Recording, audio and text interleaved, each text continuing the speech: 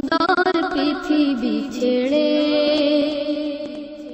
চলে যেতে চাই নাই তবু চলে যেতে হয়, তবু চলে যেতে হয়। ফুল পাখি ফসল বনের ছায়া জোছনার আলোতে আহা কি মায়া। ফুল পাখি ফসল বনের ছায়া জোছনার আলোতে আহা কি মায়া। আমারে মন ছুঁয়ে যাওয়া জাগে কত বাসনা, রাঙাবো এ জীবন রঙের মেলা, রাঙাবো এ জীবন রঙের মেলা। রাঙানো শেষ না হতে চাওয়া পাওয়া, তবু চলে যেতে হয়, তবু চলে যেতে হয়। সুন্দর পৃথিবী ছেড়ে চলে যেতে চাই নাই তবু চলে যেতে।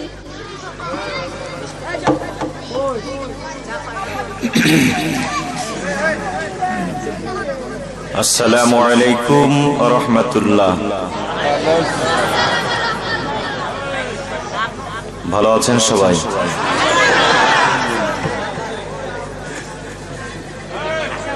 نحمده ونستعينه ونستغفره ونعوذ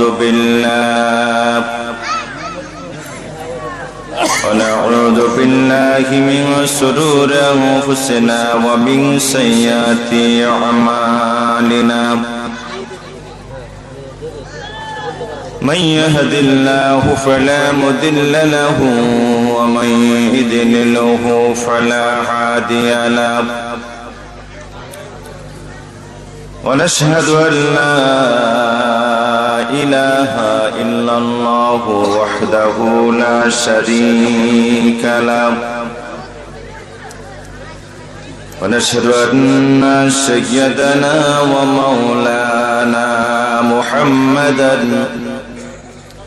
عبده ورسوله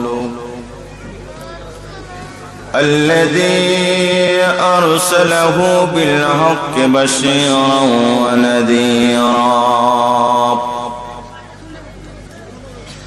وداعا إلى الله بإذنه وسراجا منيرا. فقد قال الله تعالى في كلامه المجيد وفرقانه الحميد: أعوذ بالله من الشيطان الرجيم. بسم الله الرحمن الرحيم. إنما المؤمنون الذين إذا ذكر الله وجلت قلوبهم وإذا تليت عليهم آياته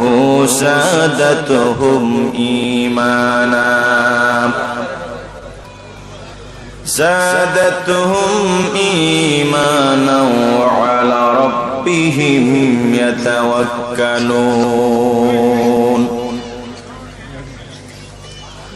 الذين يقيمون الصلاة ومما رزقناهم ينفقون. أولئك هم المؤمنون حقا لهم درجات عند ربهم ومغفرة ورزق كريم. وقال تعالى في شان حبيبه صلى الله عليه وسلم آمرا ومخبرا إن الله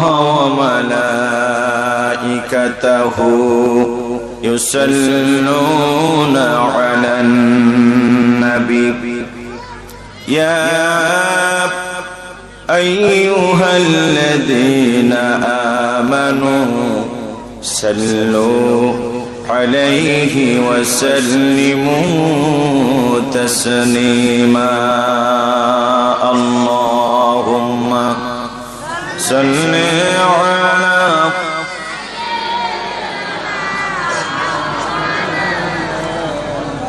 وعلى آل سيدنا مولانا মুহাম্মদের সাথে জবান খুলে সবাই পুরুষোচিত কণ্ঠে পড়ুন আল্লাহুম্মা সাল্লি আলা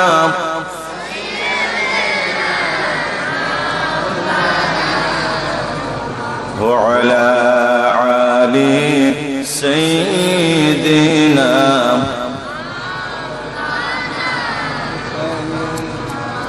সারা জাহানের বাদশা নবী না দেখিলেন পিতার মুখ সারা জাহানের বাদশা নবী না দেখিলেন পিতার মুখ 6 বৎসরের কালে নবী হারাইলেন মায়ের বুক আল্লাহুম্মা সাল্লি আলা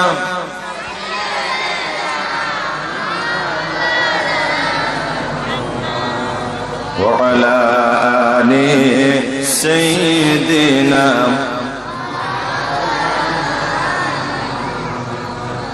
কেউ বা তোমায় পাগল বলে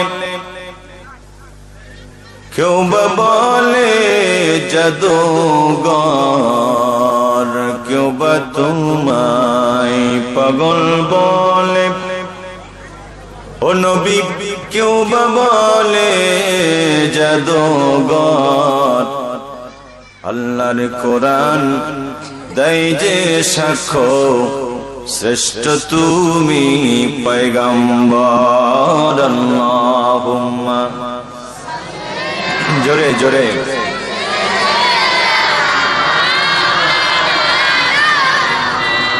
ওয়া আলা আলি সাইয়্যিদিনা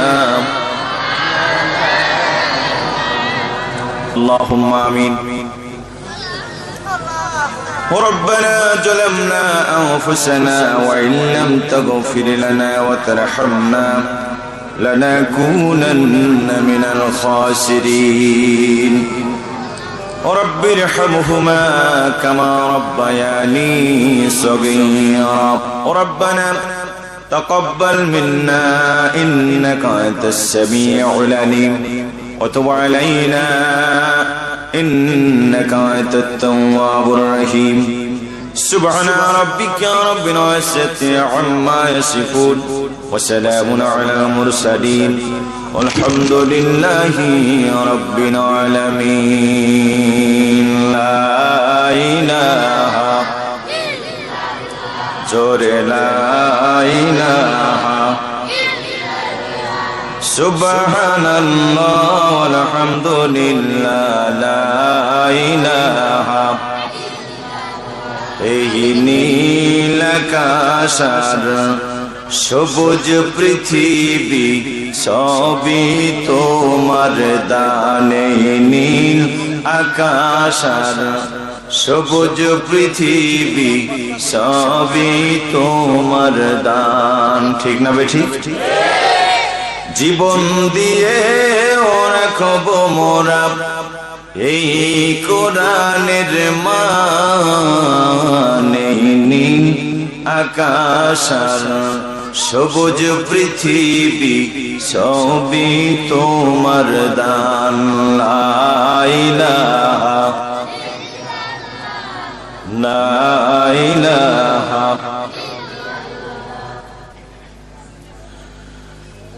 ঠাকুরগাঁ জেলার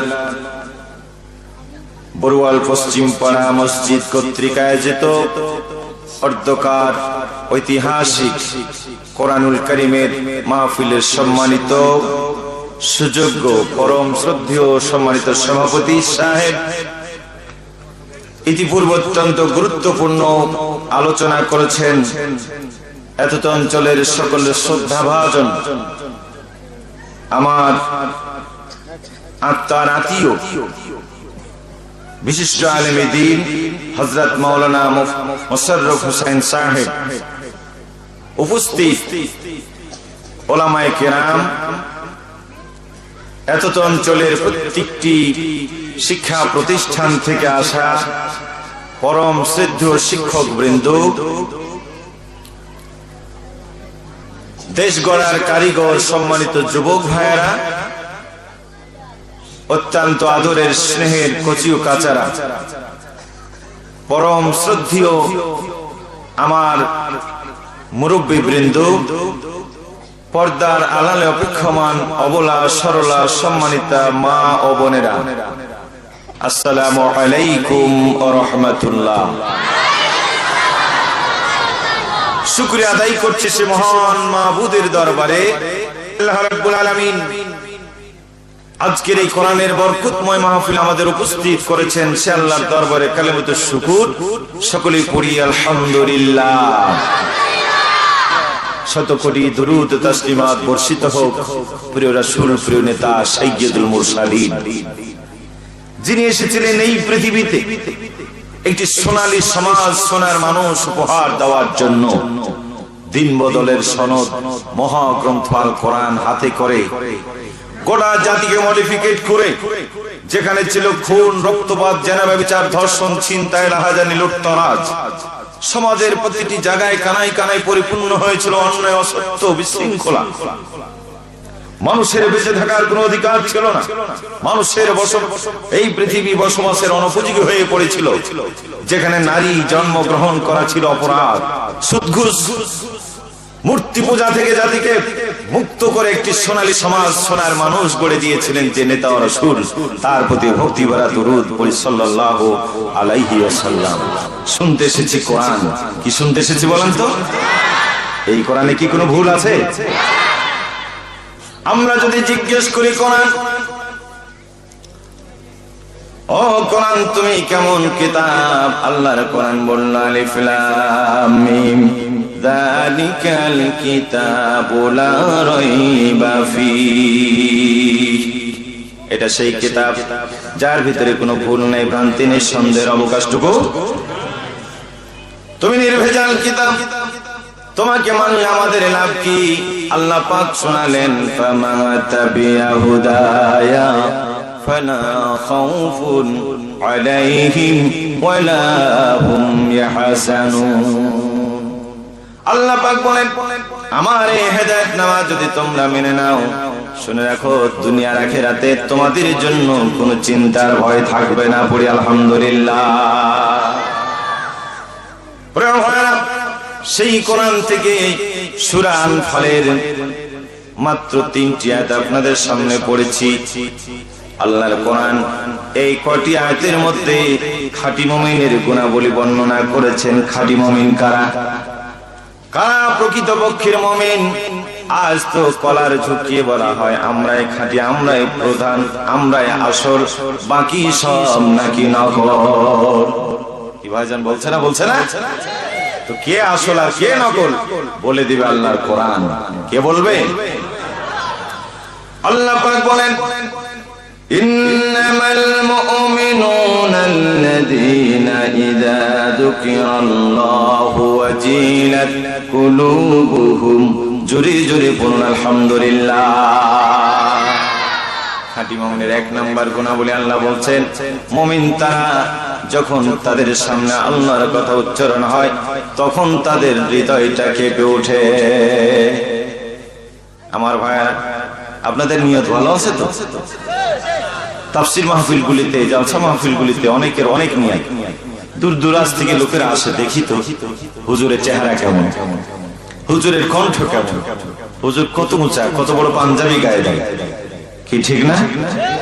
নিয়ত যদি ভালো না থাকে তাহলে কাজে বরকত হবে না। এক লোক ছাগলের ব্যবসা করছে। কিসের ব্যবসা? ছাগলের ব্যবসা করতো। তো নদী পার হতে হতো। আপনাদের পাশে কোন নদী? নাগর নদী। এই নদী পার হওয়ার জন্য ঘাটে পয়সা লাগে। গরিব মানুষ নন্দার ব্যবসা করে, ঘুঁটা যেটা বলে, কি বলেন আপনারা? গুঠা বলেন বা নন্দা। এই নন্দার ব্যবসা করে। তো ওরা পার হয়ে যায়, ইজাদার বলে পয়সা দিয়ে যাও।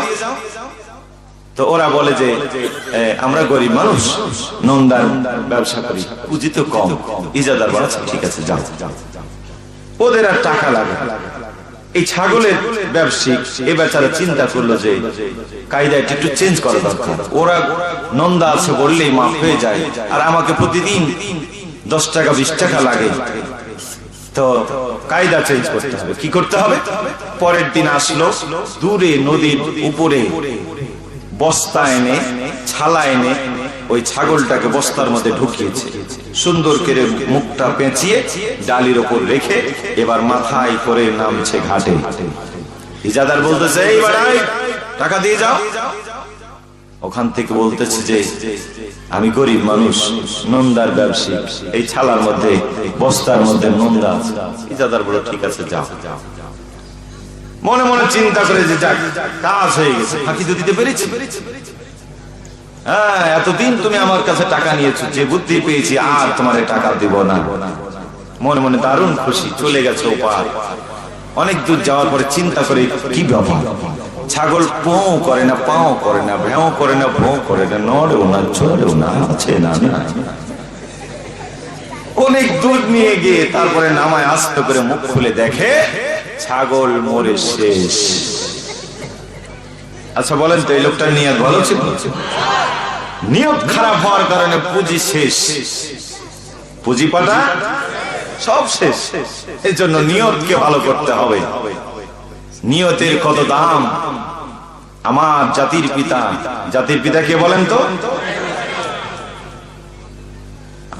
আমি তো ভাবছিলাম যে আপনারা ভুলেই গেছেন। কোনো আপোষ নেই, জাতির পিতাকে বুকের উপর দিয়ে যদি স্টিম রোলার চালিয়ে দেওয়া হয়, বুলডোজার চালিয়ে দেওয়া হয়, মুসলমানরা জাতির পিতা হিসাবে একমাত্র ইব্রাহিমকে মানি, অন্য কাউকে না। জোরে বলেন ঠিক না বেঠিক? পিতা বেশি হওয়ার লক্ষণটা মোটেও ভালো। পিতা বেশি হওয়া কি ভালো? আমাদের স্বীকৃত 3 জন পিতা। কয়জন? আদি পিতা আদম, জাতির পিতা ইব্রাহিম, জন্মদাতা পিতা একজন। এই 3 পিতা স্বীকৃত। 4 পিতা বানালে ইতিহাস, জন্মের ইতিহাস বদলে যাওয়ার সম্ভাবনা আছে না নাই?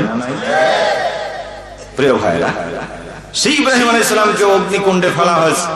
ইতিহাস আপনাদের জানা আছে। ব্যাং লাফাতে লাফাতে এসেছে, একটু পেশাব করে দেয়, ইব্রাহিম আলাইহিস সালাম বেঁচে যান। ডাইন এসেছে, একটু ফু দিয়ে দিই, আগুন আরো জ্বলুক, আল্লাহর খলিল ইব্রাহিম আরো ঘুরুক। পড়েন না? সুতরাং আজকের কোরআনের মাহফিলে যারা এসেছেন, হৃদয় খুলে প্রশস্ত দিল মন নিয়ে কষ্ট করে একটু সময় দিতে হবে। রাজি আছেন তো আমার ভাই? সম্মানিত ভাইরা, আল্লাহ রাব্বুল আলামিন মুমিন আল্লাহর কথা শুনলে পরে তাদের অন্তরের মধ্যে ভয় সৃষ্টি হবে। আল্লাহর কথা বলা হলে যদি অন্তরে ভয় না লাগে তাহলে বুঝতে হবে ও মুমিন নয়। প্রিয় ভাইরা, মুমিন হতে হবে, আল্লাহর ভয় সন্তুষ্ট হতে হবে। হযরত ওমর রাদিয়াল্লাহু তাআলা আনহু একদিন তিনি রাজ সিংহাসন ছেড়ে তিনি, হযরত ওমরের স্মৃতি ছিল, তার অভ্যাস ছিল, সুন্নত ছিল, সময় পেলে সঙ্গী সাথী রাজকাজের বন্ধ করে দিয়ে একা নেমে পড়তেন।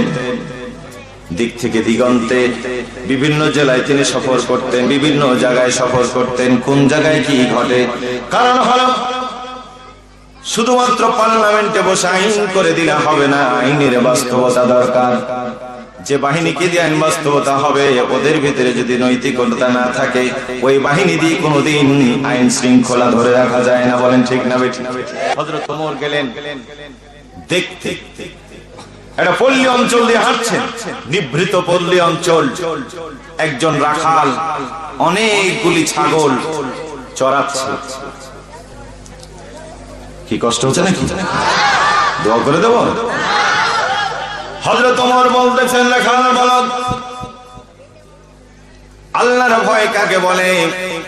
হযরত ওমর বলল, রাখাল বালক, তোমার কাছে অনেক ছাগল দেখতেছি, আমার বড় তৃষ্ণা লেগেছে, ক্ষুধা পেয়েছি রে বালক, আমাকে এক গ্লাস দুধ দহন করে দাও, আমি খেয়ে দে আমার তৃষ্ণা এবং ক্ষুধা নিবারণ করি। ওই রাখাল ছাগলের পেছনে পেছনে পাগল হয়ে ঘুরে, কোনদিন মক্তব, মাদ্রাসা, স্কুল, কলেজ আর ইউনিভার্সিটির বারান্দায় পা দিতে পারে নাই। আপনাদের বিখ্যাত স্কুল গোগ্রামে কোনদিন পড়া তার সুযোগ হয় নাই। ছাগলের পিছনে পাগলের মতো ঘুরে। ওই ছেলেটি বলতেছে, গো পথিক, কি আপনি? আপনাকে চিনলাম না। এই ছাগল যতই দেখতেছেন, একটি ছাগল আমার না, আমি একজন রাখাল, আমার একটা মালিক আছে, অল্প বেতনের বিনিময়ে আমি রাখালি করি। আমার মালিককে না জানায়া এক পেয়ালা দূরের কথা, এক ফোঁটা দুধ আপনাকে আমি দিতে পারবো না, কারণ এইটা হলো আমানতের খিয়ানত। জোরে বলেন আলহামদুলিল্লাহ। আমার শিক্ষিত ভাইরা, কোরআনের মেসেজ, ইসলাম আমাদের কি দিয়ে গেছে দেখুন আর বুঝুন। সৎ এবং যোগ্য নেতৃত্বের কেন প্রয়োজন? এদেশে যখন একদল ছেলেরা কলেজ আর ভার্সিটির ময়দান থেকে ডাক দেয়, আল্লাহর আইন চাই, সৎ লোকের শাসন চাই, এদেশের অসংখ্য মানুষের মুখটা কালা হয়ে যায়। কথা বলেন ঠিক না বেঠিক? আল্লাহর আইনের দরকার কেন? সৎ লোকের শাসনের কেন প্রয়োজন? একটুবার খেয়াল করুন, আল্লাহর ভয়ের দরকার আছে না নাই? ছেলেটি বলতেছে, হুজুর, এইগুলি আমার না, আমার মালিককে না জানে আমি দিতে পারবো না।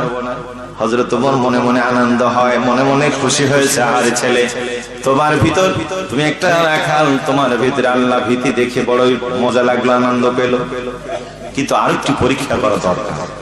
হযরত ওমর পরীক্ষামূলক ভাবে ছেলেটাকে বলছে, ও বাবা, বুঝতে পেরেছি আসলে টাকা ছাড়া কিছু হয় না, খালি হাত মুখে উঠে না, ঠিক না? হযরত ওমর বলছে, বুঝতে পেরেছি তোমার কিছু টাকার দরকার, এই নাও টাকা, ছাগল বিক্রি করে দাও, তোমারও টাকা হবে, আমারও ছাগল হবে, আমি ওই ছাগল দহন করে দুধ পান করব, তুমিও টাকা পাবে। ছেলেটা মনে মনে চিন্তা করে, হারে দেখতেও তো ভদ্র মানুষ মনে হয়, মোল্লা মোল্লা ভাব, মাথায় টুপি, লম্বা দাড়ি, জুব্বা পরনে আছে, দেখে তো হুজুর হুজুর মনে হয়, কিন্তু এমনি করে আমাকে কেন প্রতারণা দেয়? মনে মনে নানান চিন্তা ভাবনা, দাঁড়িয়ে রয়েছে নিস্তর নিস্তব্ধ হয়ে। হযরত ওমর বলতেছেন, বালক, বুঝতে পেরেছি তুমি টেনশনে পড়ে গেছো, তুমি টেনশনে পড়ে গেছো, চিন্তায় পড়ে গেছো, ছাগল বিক্রি করে বাড়ি যাবে, মালিক সন্ধ্যার পরে তোমার কাছে হিসাব গ্রহণ করবে, মালিক হিসাব নিলে হিসাব মিলাতে পারবে না, ধরা পড়ে যাবে। ও বালক রে, আমি সেই বুদ্ধিটাও দিয়ে দিই, টেনশন আমি তোমার মুক্ত করে দেই। তোমার মালিক যখন জিজ্ঞাসা করবে, হিসাব নিবে, বলে দিও একটা ছাগল নেকড়ে বাঘ এসে খেয়ে ফেলেছে, কারণ তখন নেকড়ে বাঘের খুব উৎপাত ছিল না? ছেলেটি বলতেছে, ওগো পথিক, বুঝতে পেরেছি আপনি যে কথা বললেন 100 ভাগ খাঁটি কথা। আমি যদি এই মুহূর্তে আমার মালিককে গিয়ে বলি, মালিক গো, ছাগল খেয়ে ফেলেছে নেকড়ে বাঘে, আমার মালিক বিশ্বাস করবে, কিন্তু গো পথিক, আপনি বলেন আপনার মালিক আমার মালিক, ওই আকাশের মালিক, এই বিশাল জমিনের মালিক, চন্দ্রের মালিক, সূর্যের মালিক, সারা পৃথিবীর মালিক, মালিক ইয়াউমিদ্দিন, আদালতে ময়দানে মহাশরের একমাত্র মালিক যিনি, তাকে কি করে বুঝাবো?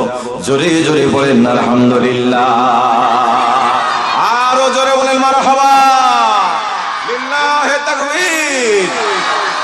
একজন রাখালের মুখ থেকে বেরিয়ে আসতেছে, ওগো পথিক, তুমি যা বলেছো সব ঠিক, আমার মালিককে আজকে বুঝাতে বিশ্বাস করাতে আমার কষ্ট হবে না, কিন্তু ওই মালিককে আমি কি দিয়ে বুঝাবো তা তুমি বলে দাও।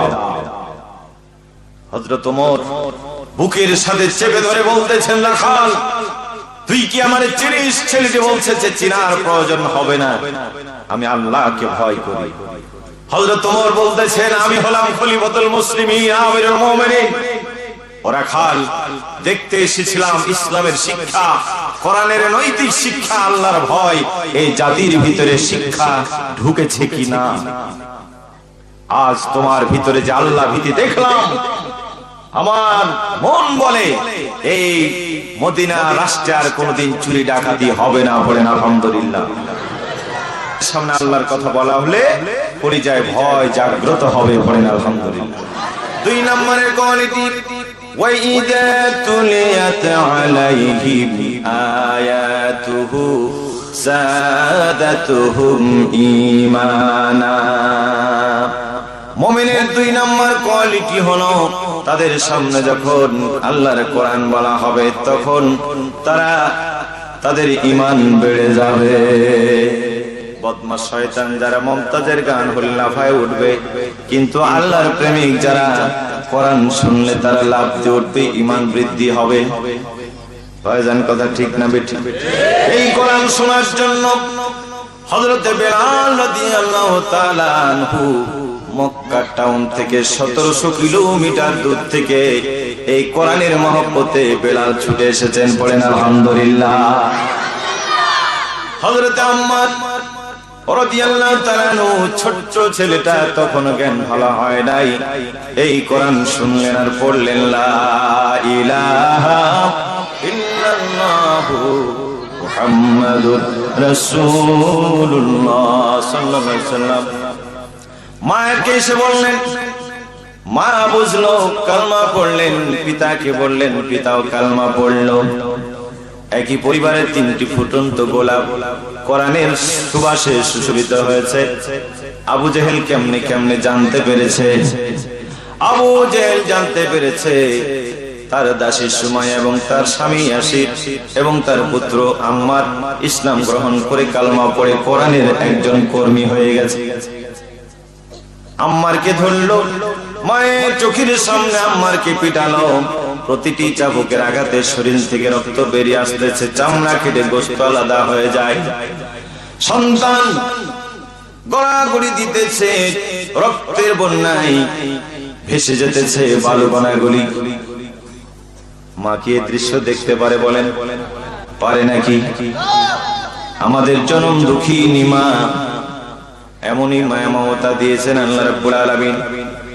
সন্তানের গলায় ছুরি তো দূরের কথা, একটা পিপিলিকায় কামড়ালে পরেও মা বরদাস্ত করতে পারে না। জোরে জোরে পড়েন আলহামদুলিল্লাহ।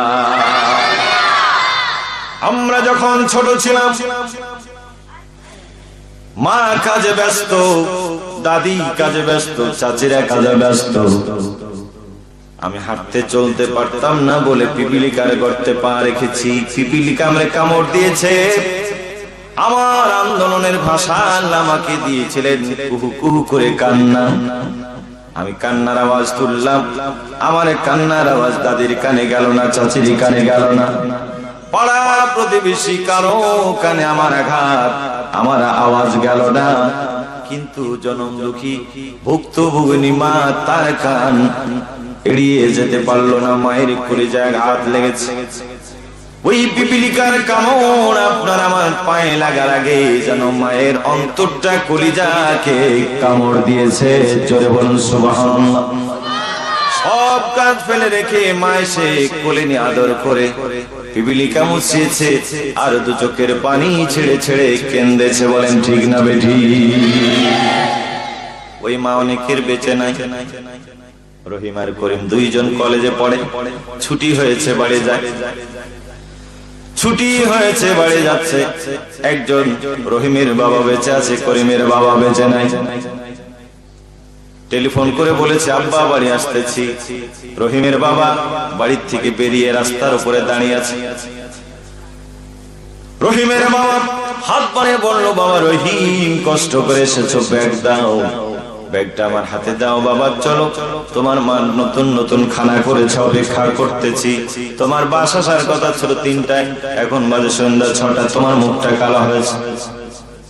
এবার করিম সাহেব চোখের পানি ফেলতে ফেলতে মায়ের কাছে হাজির। মা ডেকে বলছে, বাবা করিম, কি হয়েছে তোমার, কান্দো কেন, কে মেরেছে তোমাকে? মা, আমাকে কেউ মারে নাই, রহিমের সাথে আসলাম। রহিমের বাবা আদর করে ব্যাগটা হাতে থেকে নিয়ে রহিমকে নিয়ে গেল বাড়ি। কিন্তু আমার বাবা তো নেই মা, আমার বাবা যদি থাকতেন আজ আমাকে আদর করে সহাগ করে বাড়িতে নিয়ে যেতেন। পড়েন মারহাবা। ওগো মা, ব্যাগটা ধরো, বাবার কবরখানা আমি একটু জিয়ারত করে আসি। বেরিয়ে গেলেন, কবরের পাশে দু চোখের পানি ছেড়ে কাঁদলেন। আল্লাহ বলেন, কোন সন্তান যখন তার পিতার কবরের পাশে দাঁড়ায়, মায়ের কবরের পাশে দাঁড়িয়ে দু চোখের পানি ফেলে দেয়, আল্লাহ সব কিছু বরদাস্ত করতে পারেন, সহ্য করে নিতে পারেন। কিন্তু সন্তানের কান্না পিতা মাতার জন্য আল্লাহ আর বরদাস্ত করতে পারে না। সঙ্গে সঙ্গে ওই পিতা মাতাকে মাফ করে দেন। পড়েন সুবহানাল্লাহ। আমার ভাইয়েরা, মা যাদের বেঁচে নেই, মা চলে গেছে, এমন অনেক সন্তান এই জায়গায় আছেন না নাই? আমার মাদ্রাসায় একটি মেয়ে ক্লাস 6-এ পড়ে। আমি সবার খোঁজ নিতে লাগলাম, সবাই নাম বলে আর জিজ্ঞেস করলাম, ওরা নতুন ক্লাসের ছাত্রী, ছাত্র ছাত্রী। এজন্য নতুন ক্লাস 5 পাস করে সে 6-এ এসেছে। আমার নতুন ক্লাসে বলতে লাগলাম, তোমরা কয় ভাই বোন, বাপ মা বেঁচে আছে কিনা? বলতে বলতে এক পর্যায়ে মেয়েটির কাছে যখন গেলাম, বললাম, তোমার বাবা মার খবর বল। মেয়েটি কি বলবে বলার আগে দেখলাম সজল নয়ন, চোখের মধ্যে পানি এসে গেছে, পলক পড়লেই পড়ে পানি গড়িয়ে পড়বে। আমি বললাম, কি হয়েছে তোমার? মায়ের কথা বললাম, কাঁদতে লাগলে। মেয়েটি কাঁদতে কাঁদতে বলল, আমার মাকে আমার আব্বা অ্যাসিড মেরে মুখটা পুড়িয়ে দিয়েছে। আমার আব্বা আমার মাকে অ্যাসিড মেরে পুড়িয়ে দিয়েছে। মা আমার যদি বেঁচে আছে, মায়ের মুখখানটা দেখার মতো নাই। মা অ্যাসিড দগ্ধ হয়ে মায়ের চেহারা পুড়ে গেছে হুজুর, এই জন্য কাউকে কোনোদিন বলতে পারে না। মনে মনে ভাবলাম, আরে মেয়েটিকে তার ঘুমিয়ে যাওয়া বেদনাকে আমি জাগালাম কেন? থেমে যাওয়া ঝড় আমি আবার জাগিয়ে দিয়েছি। আমার ভাইয়েরা, মায়েরা, বাবাজিরা, অসংখ্য ভাই বাবাজিরা আছেন, মা যাদের অনেকের বেঁচে নেই, বাবাও বেঁচে আছে না নাই? আমার ভাইয়েরা, আল্লাহর নবী শিশু মুহাম্মদ সাল্লাল্লাহু আলাইহি সাল্লাম ইতিহাস সবাই জানেন। ছোট্ট ছেলেদের সাথে খেলতেছেন, খেলার সাথী বন্ধুদের। মাগরিব হয়ে গেল, সব বিদায় হয়ে চলে গেছে। শিশু সন্তান বাড়িতে ফিরে না। আম্মা জান নবীজির মা হযরত আমেনা চিন্তা করেন, বাবার কি প্রতিদিন আমার মোহাম্মদ চলে আসে, আজ কেন আসেন? এক পা দুপা করে বাড়ি থেকে বেরিয়ে দেখে সব চলে গেছে, বিদায়। আশপাশে কেউ নয়, সন্ধ্যা ঘনিয়ে এসেছে, গোধূলি নেমে এসেছে। একা নবী মোহাম্মদ, শিশু নবী দাঁড়িয়ে রয়েছেন, এদিক ওদিক তাকায়, ফেলফেলিয়ে তাকায়। মা পিছন দিক থেকে বলে, মোহাম্মদ দাঁড়িয়ে আছিস কেন? বাবা চলে আয়, সন্ধ্যা লেগেছে, তোর বন্ধুরা চলে গেছে। বলে, মা যাব না। ও মা, আমি তোমার সাথে যাব না। প্রতিদিন খেলতে আসি, আমার বন্ধুরা আসে, তাদের আব্বা এসে আদর করে ধুলাবালি ছেড়ে কোলে করে বাড়ি নিয়ে যায়। আমার আব্বা কেন আসে না? মা তুমি আমার আব্বাকে পাঠায় দাও, তোমার সঙ্গে আমি যাব না। আঁচল দিয়ে চোখ চেপে ধরেছে। নবী জিজ্ঞেস করলেন, মা আব্বার কথা বললাম, কেঁদে ফেললে, ঘটনাটা কি? আল্লাহর নবী শিশু মুহাম্মদ সাল্লাল্লাহু আলাইহি ওয়াসাল্লামের মা সান্ত্বনা দিয়ে বললেন, বাবা মুহাম্মদ, তুই যখন পেটে ছিলি তখন তোর বাবা ইন্তেকাল করে দুনিয়া থেকে চলে গেছে। নবীজি বললেন, মা গো, কোথায় আমার আব্বার কবর? মায়ের হাত ধরে বাবার কবর জিয়ারত করতে গেলেন। আল্লাহর কি করুণা, আল্লাহর কি ইচ্ছা, মায়ের বাবার কবর জিয়ারত করে ফেরার সময় রাস্তায় মা অসুস্থ হলো, চোখটা বুঝে আসলো। নবীজি পাশে বসে বলতেছেন, মা গো, কি হলো তোমার, চক্ষু বন্ধ করলে কেন? কি হলো, চক্ষু বন্ধ করলে কেন মা? একটিবার তাকাও, একটিবার দেখো। জীবনের তোর চক্ষু বন্ধ করলে মা একটিবার কি তোমার সন্তানকে দেখতে মনে চায় না? ততক্ষণে মা দুনিয়া থেকে বিদায়। সুতরাং নবীজি মা হারিয়েছেন, বাবা হারিয়েছেন। আমার ভাইরা, বাবাজিরা, যারা মা বাবা হারিয়েছি, আজ এই দুর্দিনে, আজ এই সময় সে মাকে বাবাকে স্মরণ করে ওই মা বাবার জন্য আল্লাহর কাছে দোয়া করতে হবে। রাজি আছেন না নাই? আর জোরে আছে না নাই? প্রিয় ভাইরা, বলতেছিলাম মুমিন, ওই যে মায়ের সামনে সন্তানকে পিটাই, মা কি বরদাস্ত করতে পারে? কিন্তু সুমাইয়া বললেন, সন্তান রে আমার, ও আমার কলিজার টুকরা আম্মা, তোমার কাছ থেকে আমরা কালেমার শিক্ষা পেয়েছিলাম। আগে জানতাম না বাবা, তুমি আমাদেরকে কালেমার দাওয়াত দিয়েছো। কাজে বলতেছি আমি মা হয়া আবু জাহাল মারতে মারতে মারতে মারতে তোমাকে যদি শহীদ করে দেয়, তথাপিও এই জালিম শয়তানের সাথে আপোষ করবি না। জোরে জোরে বলেন সুবহানাল্লাহ। ও যুবক ভাইরা, হযরত আম্মার রাদিয়াল্লাহু তাআলা আনহু মাকে সান্ত্বনা দিতেছেন, কবির কণ্ঠে ভেসে আসতেছে। আম্মার যেন নীরবে বলতেছেন, মা গো, তুমি কাঁদছো কেন একলা বাড়িতে? তোমার আমার দেখা হবে মা গো, তোমার আমার দেখা হবে জান্নাতের সিঁড়িতে। মা গো, তুমি কাঁদছো কেন একলা বাড়িতে? তুমি তো শিখিয়েছিলে শহীদরা মরে না, শহীদরা মরে না, তাই হয়েছি শহীদ। মা গো, অভিমান করো না, ও মা, অভিমান করো না। জিহাদ থেকে পারি কি মা, মা গো, জিহাদ থেকে পারি কি মা এমনি আর ফিরিতে? মা গো, তুমি কাঁদছো কেন একলা বাড়িতে? তোমার আমার দেখা হবে জান্নাতের সিঁড়িতে। মা গো, তুমি কাঁদছো কেন একলা বাড়িতে? কষ্ট হচ্ছে না?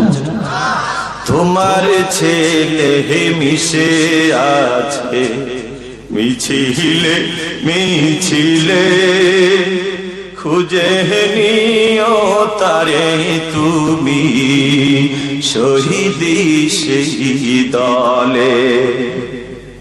ঝাপসা চোখে খুঁজে নিও মা গো, ঝাপসা চোখে খুঁজে নিও আমায় সেই সাহারিতে। মা গো, তুমি কাঁদছো কেন একলা বাড়িতে? তোমার আমার দেখা হবে জান্নাতের সিঁড়িতে।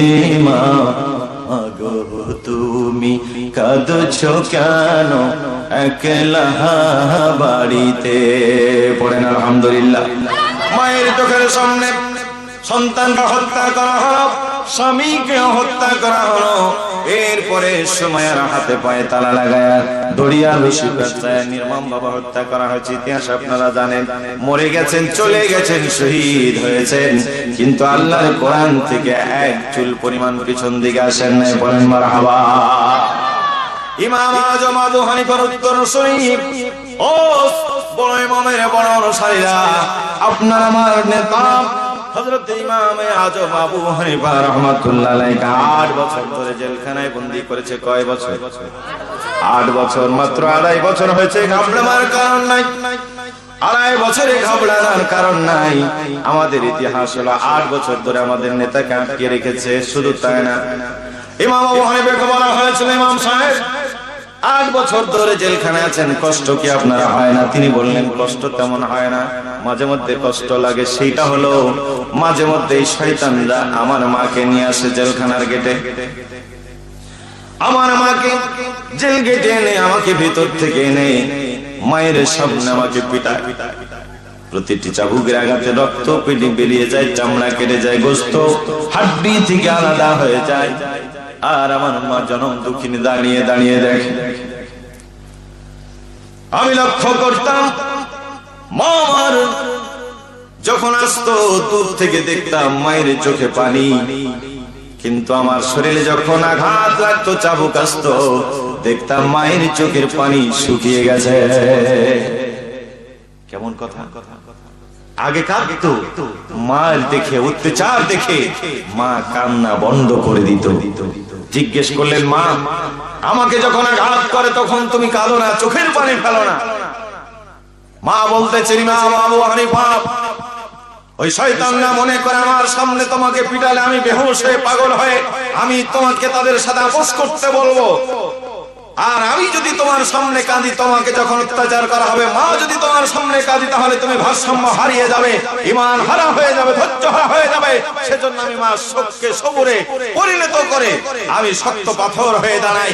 আজ আমি জেলখানার মধ্যে পরিষ্কার করে বলতে এসেছি, 8 বছর নয়, 8000 বছর যদি তারা বন্দী করে রাখে, তোমার শরীর থেকে যদি হাড্ডি থেকে চামড়া গোশত আলাদা করে দেয়, তথাপিও শয়তান বদমাশের সাথে আপোষ হবে না, হবে না, হবে না। চিৎকার মেরে বলেন আলহামদুলিল্লাহ। সেই ইমামের উত্তরসূরি আমরা আজকে বলে দিতে চাই, কোরআনের জন্য যতই মারো, যতই পিটাও, যতই জেলার হুমকি দাও, আল্লাহর বান্দারা কোরআনের রাজপথ ছেড়ে যাবে না, যাবে না। জোরে বলেন ঠিক না ঠিক? কারা কারা বাংলার এই সবুজ ভূখণ্ডে আল্লাহর কোরআন কায়েমের জন্য রাজপথে আসতে রাজি? বাংলার মুসলমান তো হাত তুলে দেখান।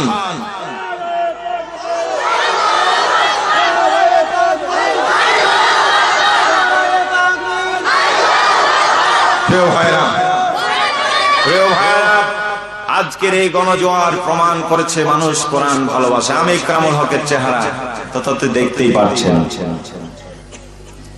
এই চেহারা দেখার জন্য এই হাজার জনতা বসে থাকতো না, থাকার কথা নয়।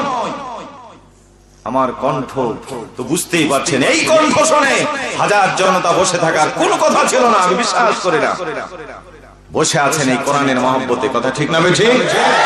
সুতরাং কোরআনের মহব্বত যাদের ভিতরে ঢুকেছে, একটি আম পড়ে, আপনাদের এলাকায় আম কম, তাও আছে, আমের লোভ, এমন লোভ, রাত নিশীথে একা উঠে আম কুড়াতে যায় না, যায় না? একটি মাছ নদীতে, মাছ যদি লাফ দিয়ে উঠে, যারা হেলতে জানে না তারাও লাফ দিয়ে পড়বে মাছের উপর, পড়বে না?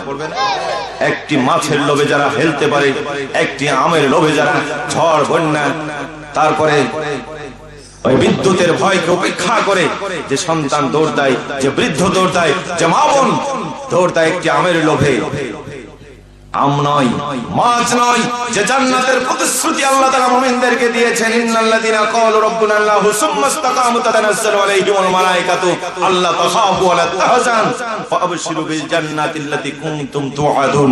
যে জান্নাতের ওয়াদা আল্লাহ করেছেন, সেই জান্নাতের স্বপ্ন যারা দেখেছে তাদেরকে বুলেট বোমা দিয়ে ঘরে ফেরানো সম্ভব হবে না। চলে বলুন আলহামদুলিল্লাহ। আমরা কি ঘরে ফিরে যেতে চাই? ঘরে কি আছে দেখা হয়েছে, ঘরে আমাদের কি আছে দেখা হয়েছে, সেখানে সুখ নাই, শান্তি নাই। সুতরাং চির শান্তির নীড় একমাত্র জান্নাত। আমরা জান্নাতে যেতে চাই, ঘরে ফিরে যেতে চাই না। রাজি আছেন মুসলমান? এই মুসলমানদের আরেকটি কোয়ালিটি হলো ওয়ালা রাব্বিহিম ইয়াতাওয়াক্কালুন। 3 নম্বর বৈশিষ্ট্য, মুসলমানরা মুমিনরা ভরসা করবে আল্লাহর উপর। ভরসা করবে কার উপর? না বাবার উপর? অনেকে আবার বাবার উপরে ভরসা করে। দয়াল বাবা, কেবলা কাবা, হ্যাঁ আয়নারে কারিহি গোর, তারপরে কি আয়না বসায়া দে বাবা অন্তরের ভিতর বাবারে। ইরে বাবা, আরে জলের ভিতর বাতি জলে ঝড় বাতাসেও নিভে না, জলের ভিতর বাতি জলে ঝড় বাতাসেও নিভে না। আমার বাবার মুরিদ হইলে নামাজ কালাম লাগবে না। শয়তানের বাচ্চা, তোর মুখে জুতা ছাড়া কিছু চলবে না। বলেন ঠিক না বেঠি? একজন সাহাবী নামাজ থেকে দূরে ছিলেন না, আল্লাহ নবী এক ওয়াক্ত নামাজ থেকে দূরে ছিলেন না। তুই কত বড় পীরের বেটা পীর হয়েছিস, পীরের বেটা পীর হয়েছিস, তোর নামাজ পড়া লাগবে না, মুরিদ হইলেই নামাজ পড়া লাগবে না। এ হলো শয়তান। জোরে বলেন ঠিক না বেঠি? ভরসা বাবার উপরে হবে না, ভরসা হবে কার উপর? আল্লাহর প্রতি ভরসা করলে আল্লাহ পাক বলেন ওয়া মাইয়াতাওয়াক্কাল আলাল্লাহি ফাহুয়া হাসবুহু। আমার প্রতি ভরসা যারা করে আমি আল্লাহ পাক তাদের জন্য যথেষ্ট হয়ে যায়। আমার ভাইরা, সেই যে কামুসের দুর্গ আমার নেতা আলী রাদিয়াল্লাহু তাআলা আনহু বাম হাতে চেড়ে তুলে ধরেছিলেন, ভরসাটা করেছেন আল্লাহর প্রতি, তাই শত শত মন ওজনের ওই লোহার পাল্লা চেড়ে ধরেছিলেন। পড়েন আলহামদুলিল্লাহ। বাদশা জালুত, কোন বাদশা? জালুত স্বৈরাচারী সরকার মুসলমানদের উপরে ঠ্যাঙ্গাই পিটায় জেলে দেয়, হত্যা করে। মৌলবি দেখলি মাথা গরম হয়ে যায়, পাঞ্জাবিওয়ালা দিলে বড় জ্বালা। হ্যাঁ, এই জালুত স্বৈরাচার হয়ে গেল। তৎকালীন নবী তালুত আলাইহিস সালামকে আল্লাহ বললেন, তালুত রে, জালুতের বিরুদ্ধে সংগ্রাম করা লাগবে। আল্লাহ নবী তালুত আলাইহিস সালাম ৮০,০০০ লোক সংগ্রহ করলেন। কয় হাজার? কষ্ট হচ্ছে না তো আপনাদের? আমি একেবারে ফাইনালে পৌঁছে গেছি, আর অল্পক্ষণ আপনাদের কষ্ট দেব। কি থাকবেন তো ইনশাআল্লাহ? আমার ভাইরা, আলোচনা যদি চলে কতক্ষণ থাকবেন আপনারা? সকাল পর্যন্ত। আলহামদুলিল্লাহ। আমি আমার চাপাইতে একটা জায়গায় গেলাম, বলে আলোচনা চলবে, বলে হ্যাঁ চলবে। কতক্ষণ চলবে? ফজর পর্যন্ত। তা আমি বলছি যে নামাজ পড়বেন না? সামন দিক থেকে এক মুরব্বী বলছে না, নামাজের দরকার নাই, চলুক আলোচনা। মানে এত আবেগ আপ্লুত হয়েছে।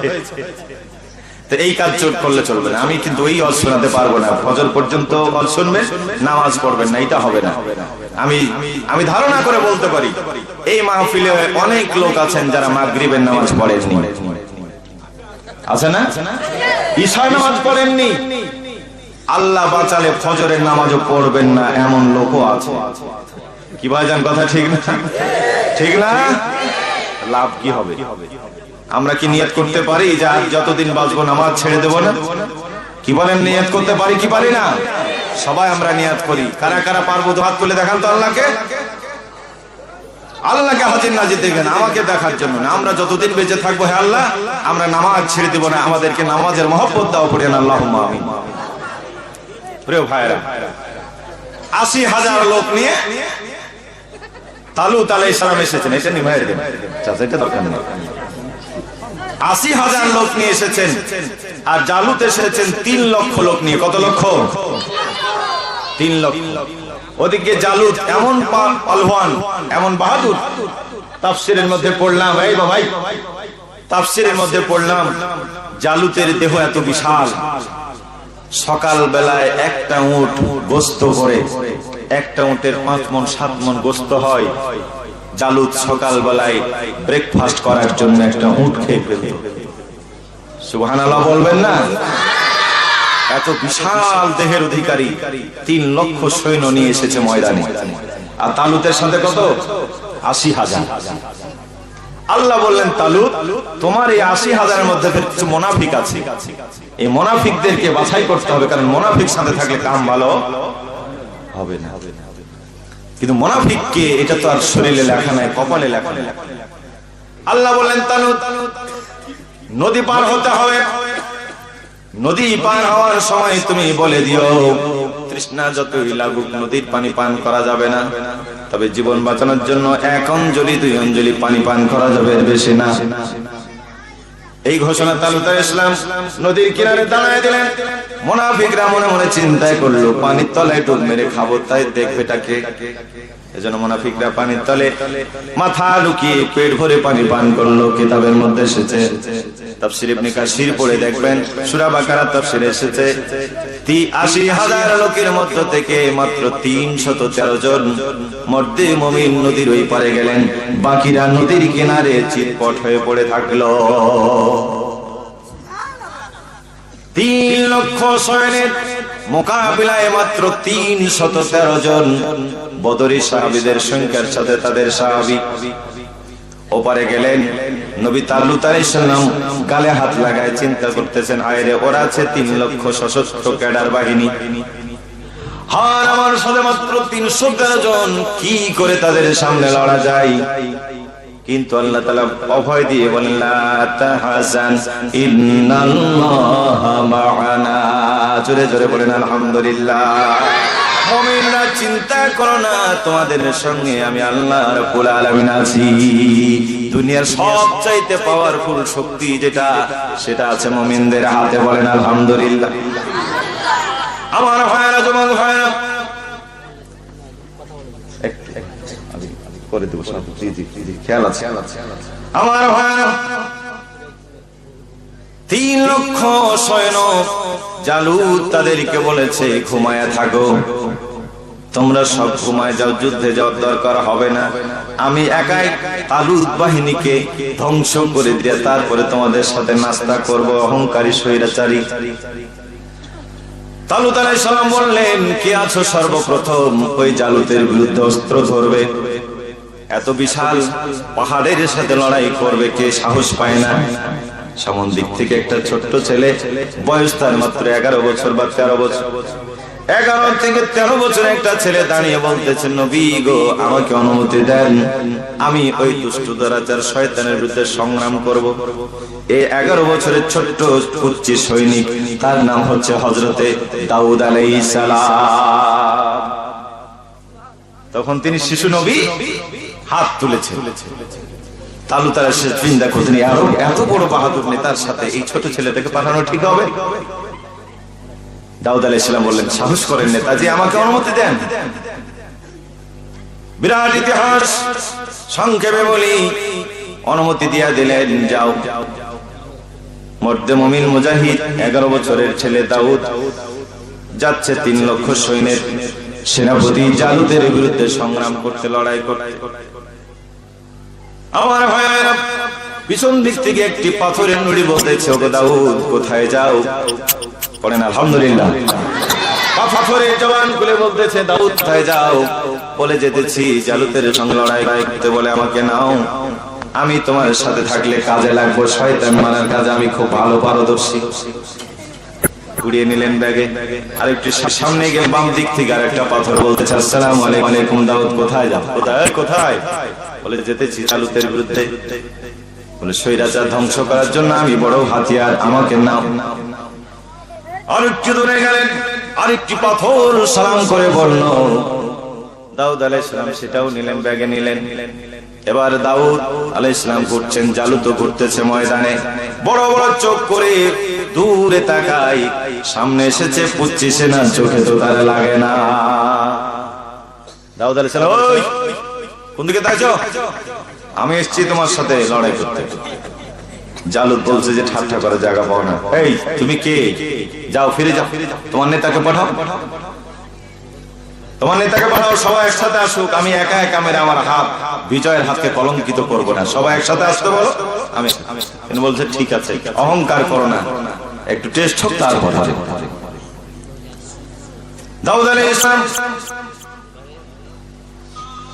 ওই সালে দাঁড়িয়ে যেন বলতেছেন, আমার একটা স্বপ্ন কবুল করো ও গো দয়াময়, তোমার পথে চলতে গিয়ে মরণ যেন হয় আমার, তোমার কথা বলতে গিয়ে মরণ যেন হয়। পড়েন আল্লাহুম্মা আমিন। জালুত অগ্নিশর্মা হয়ে গেল, দাউদ আলাইহিস সালাম বলেন রাত করোনা গোসা করোনা পরীক্ষা হয়ে যাক, ব্যাগের মধ্যে হাত ঢুকালেন, অ্যাটমিক এনার্জি বের করলেন, মারলেন ছুড়ে, জালুতের ডান হাতে লাগলো, বিকট একটা আওয়াজ হলো, জালুতের হাত খসে পড়ে গেল। জোরে জোরে বলেন সুবহানাল্লাহ। ভরসা করেছেন কার উপর? জোরে বলেন কার উপর? রেজাল্ট ভালো। জালুতের এক ডাকে চিৎকারে 3 লক্ষ সৈন্যের ঘুম ভেঙে গেছে। ওরা মাথা উঁচিয়ে দেখে নেতাদের ডান হাত খতম। দাউদ আলাইহিস সালাম আরেকটা বের করে মেরেছেন, বাম হাতে লেগেছে, বাম হাতও তার নাই, একেবারে কার্টুনের মতো হয়ে দাঁড়িয়ে রয়েছে, দুটো হাত নেই, ডানা কাটা পরি। এবার 3 লক্ষ সৈন্য ভাবতেছে এতগুলি লোক, ছোট্ট একটা ছেলের হাতে আমাদের নেতা শেষ মানা যায় না, চলো যাই। 3 লক্ষ সৈন্য একসাথে উঠে ধাওয়া করেছে, শেষ হাতিয়ারটুকু 3 নম্বরের খণ্ডটি তুলে মেরেছেন, মাথার উপরে লেগেছে। তাফসীরের কিতাবে এসেছে মাথা দিয়ে প্রবেশ করে দেহের ভিতরে গেছে, বিশাল একটা বিস্ফোরণ হয়ে ওই ধূলিকণার সঙ্গে জালুত মিশে গেছে। এই দৃশ্য দেখে 3 লক্ষ সৈন্য অস্ত্র শস্ত্র ফেলে তারা ঘরে ফিরে গেছে। চিৎকার মেরে বলেন আলহামদুলিল্লাহ। ওই আল্লাহ আছে না নাই? ওই আল্লাহর উপর ভরসা রেখে আজও দাউদ আলাইহিস সালামের বাহিনী রেডি হয়েছে জালুত নামের শয়তানদেরকে শায়েস্তা করার জন্য। আল্লাহর সাহায্য আসবে, তাদের এই দেশ থেকে বিদায় দেওয়া হবে ইনশাআল্লাহ। ভয় পাচ্ছেন নাকি মুসলমান ভাইরা? মুমিনদের 3 নাম্বার কোয়ালিটি বললাম, ভরসা করবে আল্লাহর উপর। 4 নাম্বার হলো আল্লাযীনা ইউকিমুনাস সালাহ, তারা নামাজ আদায় করবে, ওয়া মিম্মা রাযাকনাহুম, আর তারা আল্লাহর রাস্তায় খরচ করবে। কার রাস্তায় খরচ হবে? কার রাস্তায়? কার রাস্তায়? কষ্ট হচ্ছে নাকি? আমি যদি 20 মিনিটের মধ্যে আপনাদের ছেড়ে দিতে পারি, থাকবেন তো? জি, আরো বেশি? এটা তাকবীর দেন তো দেখি, তাকবীর যদি ভালো হয় তাহলে বুঝবো। তাকবীরের উপরে নির্ভর করবে যেটা কত।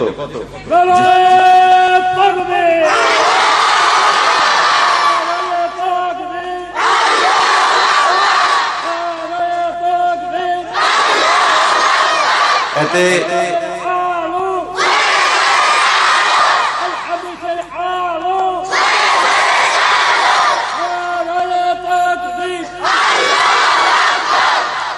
এই আওয়াজে 10 মিনিট চালানো যেতে পারে।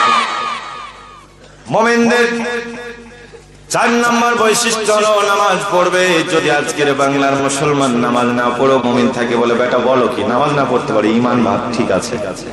হ্যাঁ, নামাজ ছাড়া ঈমান। 5 নম্বর হলো আল্লাহর রাস্তায় খরচ করবে। রাস্তা হলো দুটা, একটা আল্লাহর রাস্তা, একটা শয়তানের রাস্তা। একটা দল হলো দুটা। কয়টা দল? একটা হলো আল্লাহর দল, একটা হলো শয়তানের দল। একটা হলো হিজবুল্লাহ, একটা হলো হিজবুশ শয়তান। আমার মুশাররফ ভাই পড়েছিলেন আল্লাযীনা আমানু ইউকাতিলুনা ফি সাবিলিল্লাহ, মুমিনরা সংগ্রাম করবে, লড়াই করবে আল্লাহর রাস্তায়। ওয়াল্লাযীনা কাফারু ইউকাতিলুনা ফি সাবিলিত তাগুত, আর কাফের বেঈমান শয়তান লড়াই করবে শয়তানের রাস্তায়। তাহলে রাস্তা কয়টা ভাই বলেন তো? আওয়ামী লীগ, বিএনপি, জাতীয়বাদী, জামাত, তাবলীগ, তারপরে পীরপন্থী, এটা সেটা যত দল আছে সারা পৃথিবীতে, যত দল আছে, মাত্র 2 দলে ভাগ হবে। কয় দলে? একটা হচ্ছে আল্লাহর দল, আর একটা হচ্ছে শয়তানের দল। একটা নবী মুহাম্মদের দল, আর একটা হচ্ছে আবু জাহালের দল। Wish you all the best. কোন দলে থাকবেন, কার কর্মী হবেন, এটা আপনাদের ভাবতে হবে। শয়তানের দলে যদি থাকেন, আবু জাহালকে যদি নেতা মানেন, তাহলে সোজা জাহান্নামে চলে যেতে হবে। বলেন হুজুর দাড়ি আছে, দাড়ি কিন্তু রবীন্দ্রনাথ ঠাকুরের ছিল। হুজুর টুপি আছে, আব্দুল্লাহ ইবনে উবাই বিন সুলুলের টুপি ছিল। পাঞ্জাবি আছে, ওই আব্দুল্লাহ ইবনে উবাই বিন সুলুলের গায়ে পাঞ্জাবিও ছিল। আপনার জানাজা কে দেয়? আপনার জানাজাতে আপনার এলাকার সাধারণ ইমাম সাহেব, কিন্তু আব্দুল্লাহ ইবনে উবাই বিন সুলুলের জানা দিয়েছিলেন স্বয়ং রাসূল, বিশ্ব নেতা মুহাম্মদ রাসূলুল্লাহ সাল্লাল্লাহু আলাইহি ওয়াসাল্লাম। কিন্তু রেজাল্ট 0। নবীজি হাত তুলছেন, দোয়ার জন্য হাত তুলবেন, সাহাবীরা মানা করছেন, নিষেধ করছেন, তারপর রাসূল দোয়া করবেন। জিবরাইল এসে বলতেছেন, রাসূল একবার দুইবার নয় 70 বারও যদি আপনি এই শয়তানের জন্য দোয়া করেন, আল্লাহ দোয়া কবুল করবে না। কারণ টুপি ছিল রাসূলের, পাঞ্জাবি ছিল রাসূলের, দাড়ি ছিল রাসূলের সুন্নত, কিন্তু তার কাজ কাম আন্দোলন কর্মসূচি আবু জাহালের সাথে ছিল। এই জাতীয় লোক আমাদের দেশে আছে না নাই? টুপির সময় রাসূলকে মানে, নামাজে রাসূলকে নেতা মানে, রোজাতে রাসূলকে মানে, হজের ক্ষেত্রে রাসূলকে নেতা মানে, যাকাতের ক্ষেত্রে রাসূলকে নেতা বলে, কুরবানির ক্ষেত্রে রাসূলকে নেতা বলে, কিন্তু দেশ পরিচালনার ক্ষেত্রে, আইন পরিচালনার ক্ষেত্রে, সমাজ পরিচালনার ক্ষেত্রে রাসূলকে নেতা মানে, তখন আবার নেতা আলাদা হয়ে যায়। করো করো, মরণ হলে আমরা কিন্তু দোয়া পাল্টাই ফেলবো, বিসমিল্লাহি ওয়া আলা মিল্লাতে আবু জাহিল। কি ভাইজান, কথা ঠিক না? সারা জীবন আবু জাহেলের পথে চলেছে, আমরা রাসূলের মিল্লাতে তাকে কোন দুঃখে দিতে যাব? এজন্য আমরা বিসমিল্লাহি ওয়া আলা মিল্লাতে এই কথাটা জোরে জোরে বলবো, আস্তে আস্তে বলবো, মিল্লাত আবু জাহেল। যা কি ভাইজান, ঠিক না? আপনার জন্য আমি মিথ্যা কথা বলবো না? তারপরও শুনেন, এরপরও যদি বাড়াবাড়ি করেন, জানাজা হবে ইনশাআল্লাহ, ওযু হবে না। কোন বদমাশ শয়তান কাফিরের জন্য আমরা একেবারে ওযু করে কেরাত সহকারে জানাজা করতে পারবো না, বলে দিলাম। এখন মুষ্টি চালে চলতে হয়, ইমামতি করতে হবে, কি করবো বলে? তোমরা চমড়া নেই, তা জানাজা না দিলে বিপদ আছে, তো মনে মনে বিপদ চালাই যা। তো লড়াই হবে কার পথে বলেন তো? খরচ হবে কার পথে? খরচ করতে রাজি আছেন তো আপনারা? আল্লাহর নবীর কাছে একজন লোক এসেছে, হুজুর আমি গরিব মানুষ, কিছু দেন। আল্লাহর নবী একটা চিঠি লিখে দিলেন, যাও আমার উসমানকে গিয়ে বলো তোমাকে কিছু দেবে। এই লোকটি চিঠিখান নিয়ে হযরত উসমানের বাড়িতে গেলেন। হযরত উসমান রাদিয়াল্লাহু তাআলা আনহু এটা বস্তা নিয়ে শিমুল ফেটে তুলা উড়ে যাচ্ছে, সেই তুলাগুলি তিনি সংগ্রহ করে বস্তার মধ্যে ভরছেন। আচ্ছা বলেন তো, উড়ে যাওয়া তুলা যে লোক বস্তায় ভরে, এর কাছে কিছু চাওয়া যায়? বেচারা কিছু চাইতে পারলো না, ফিরে আসলেন। রাসূল বলেন, কি ব্যাপার? বলছে হচ্ছে চাইতে পারি না। আল্লাহর নবী বলেন, ঠিক আছে পরের দিন যাও। পরের দিন এসে দেখতেছেন হযরত উসমান রাদিয়াল্লাহু তাআলা আনহু বাড়িতে, যে আগে চেরাগ জ্বালতাম না, এখন তো বিদ্যুৎ, তো চেরাগ জ্বলে ফিতাটা পুড়ে ক্ষয় হয়ে যেত, 1/2 ইঞ্চি ফিতা, সেইটা বের করে তিনি চাপছেন। এই 1/2 ইঞ্চি ফিতার মধ্যে 1/2 লিটার তেল থাকে, তাই না? থাকে অল্প একটু, 2-1 ফোঁটা, এইটুক চিপে তিনি কুপিয়ে নিচ্ছেন। এই লোকটা চিন্তা করলো, হাই রে বকিল, হ্যাঁ এতটুকু ফিতার মধ্যে তেলটুকু ফেলে দেয় না, এই লোক কিছু দান করতে পারে নাকি? ফিরে আসলো, নবী জিজ্ঞেস করলেন, ব্যাপার কি? বলে, হুজুর আমি চাইতে পারিনি। ঠিক আছে, আগামী কালকে যাবে, আল্লাহর প্রতি ভরসা করো, আগামী কালকে যাও, আমার উসমানকে তো চিনো না। পরের দিন এসেছে, পরের দিন এসে দেখতেছেন আল্লাহর প্রিয় নবীর সাহাবী হযরত উসমান রাদিয়াল্লাহু তাআলা আনহু বাড়ির চতুর্দিকে ঘুরে ঘুরে পিপিলিকাগুলি মুখে করে খাবার খাদ্যখানা নিয়ে যাচ্ছে, আর হযরত উসমান একটা করে পিঁপড়া ধরে ধরে মুখ থেকে খাবারগুলি কেড়ে কেড়ে নিতেছে। আজকের দৃশ্য দেখে কি চাওয়া যাবে? কি বলেন, চাওয়া যাবে? লোকটি অবাক হয়ে গেল, হায় রে কমাল, কার কাছে আসলাম, কার কাছে? নবীজি পাঠায় বারবার, যে লোক পিঁপড়ার মুখ থেকে খাবার কেড়ে নেয়, সে কি মানুষকে দান করতে পারে নাকি? ফিরে গেলেন, পরের দিন আসলেন, নবী জিজ্ঞেস করলেন, কি ব্যাপার? তিনি বললেন, হুজুর আমি চাইতে পারিনি, লজ্জায়। হুজুর বললেন, ঠিক আছে আরেকটি বাচ্চা দিয়ে দেখো, আগামী কালকে যাও।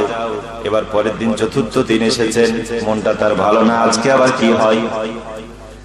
এবার উসমান রাদিয়াল্লাহু তাআলা আনহুকে দেখতে পাওয়া গেল, একটা বাটিতে একটা পাতিলে চিনি নিয়েছেন, চাল নিয়েছেন, খুদ নিয়েছেন, খাবার নিয়েছেন, বাড়ির চতুর্দিকে ঘুরে ঘুরে পিপিলিকার গর্তে চিনি দিতেছেন, ইঁদুরের গর্তে খাবার দিতেছেন, ছাড় পোকার কাছে খাবার দিতেছেন, প্রত্যেকটি প্রাণীর গর্তে খাবার পৌঁছে দিতেছেন। চিৎকার মেরে বলেন আলহামদুলিল্লাহ।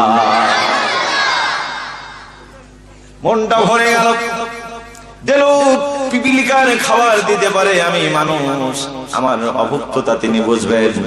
সেজন্য নবীজির হাতের লেখা সোনালী চিঠিখানা দিলেন।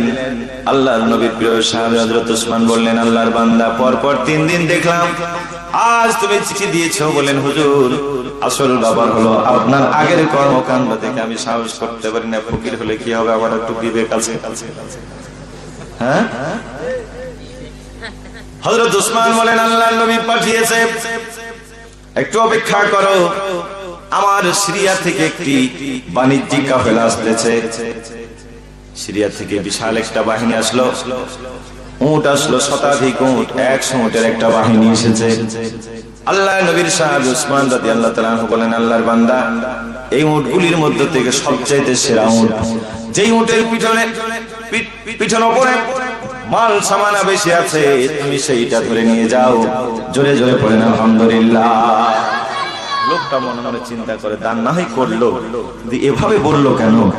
একটু আগে তো আমি তাকে দেখেছি, দিলে না হয় একটা ছোট খাটো, হ্যাঁ, ন্যাংনারুল্লাহ এগুলো দিবে।